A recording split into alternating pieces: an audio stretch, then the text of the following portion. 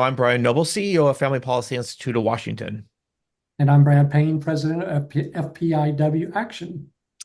Hey, a couple of disclaimers before we get started today. Nothing in this video is an endorsement of the candidate, nor the candidate's endorsement of FPIW or FPIW Action.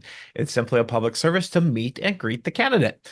Also, want you to know that we pre-recorded this and we'll be placing this on several of FPIW and FPIW Action platforms. Brad? All right, Jesse. Well, thank you for coming on this afternoon. We appreciate having you. Good to be with you guys.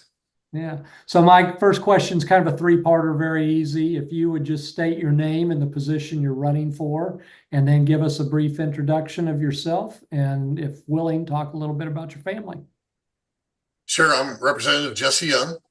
The position I'm running for is the 26th District, Position 1. I'm running to reclaim the seat I've served in for about 10 years. I have had a 2-year break, so I feel as though I've been called back. When I talk about my family, I always lead with this. I'm a Christian man. I have no problem publicly stating that Jesus Christ is my Lord and Savior and the risen Son of God. I've raised my 6 kids and try to lead my family under those biblical principles. And I believe that those are things that we should be trying to enshrine down at the Capitol too. Excellent. What is motivating you to run for office? I had these 2 years off, and it seems as though the division has only gotten worse. And our state is, I think, being crippled by a lack of vision. And in the context of people fighting, they're not stating or casting a vision for people to have. And hope deferred makes the heart grow weary, but a dream or a vision realized is like the tree of life. And our state is going to continue to wither if we are not sending people down that can somehow put a fence aside and try to find a way to work with other people. Certainly, you got to stand on your core principles, but we need to be able to cast a vision. And I think that vision needs to stand on core principles that support our faith and our freedom of religion, our freedom of speech, and other core values like that. And I intend to come back, bring my experience from the private sector as an engineer and a finance person into this position that I have experience in and lead with that vision. Steve, if you could, based on that, would you give us your maybe say top? I know there's a lot of concerns, but maybe like your top 2 issues or concerns, and then what do you hope to accomplish in office if you return? Yeah, well, my first and top priority is, and would also be the first plank of the vision I want to state, is that as a legislature, we need to protect our families first and foremost. Above all else, no parent, no mom should ever have to fear that they're gonna come home from work someday and their kid's not going to be there because some government official has taken their kid, and under the current law of the state that was just passed this last session, can take them and give them gender changing procedures that are life altering. Parents shouldn't have to fear that government officials that think they know better can come in and try to raise their family. We need to preserve parental rights, and I'm going to go lead that charge. I was proud to stand for a Parents' Bill of Rights, and I believe that we need a legislator that could go down there and make sure that we enshrine those even more fully than the initiative that's currently under attack. So first and foremost, I'm going to stand up for families and parental rights. Second, we need to make sure that our kids have a future. And from a private sector perspective, as an engineer, I believe that Washington State should be the preeminent job growth creator, not only in the nation, but in the world. And if you understand IT the way I do, you'll understand that with the advent of AI and with the growth industry growth in Washington State with regard to cloud-based computing, we are the epicenter for all future IT service sector arena job growth.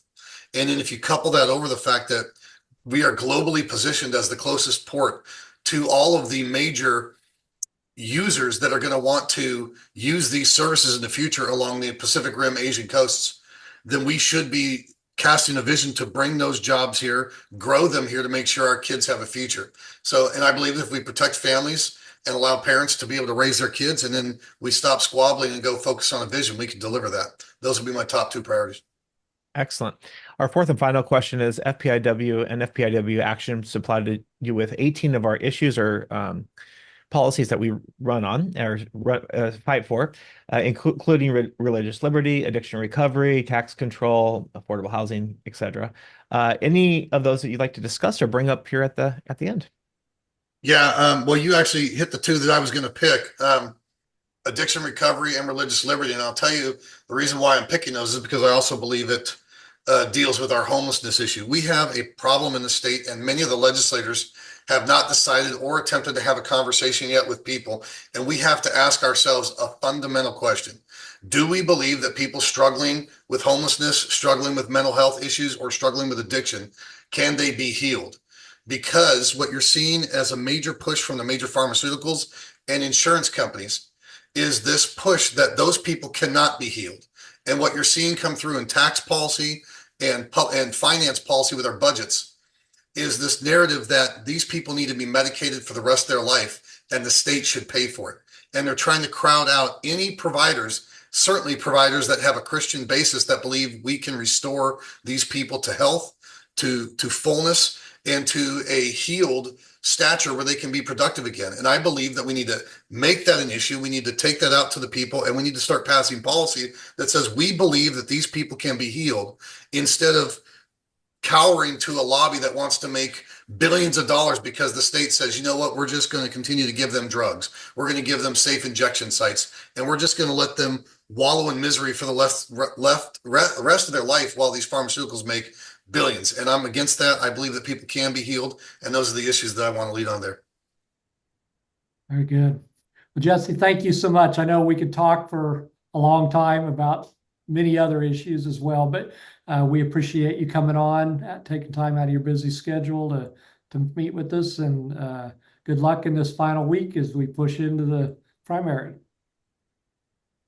Thanks, guys. My pleasure. All right. Well, I'm Brad Payne with FPIW Action. And I'm Brian Noble with FPIW. A simple reminder that nothing in this video is considered an endorsement of the candidate, nor the candidate's endorsement of FPIW or FPIW action.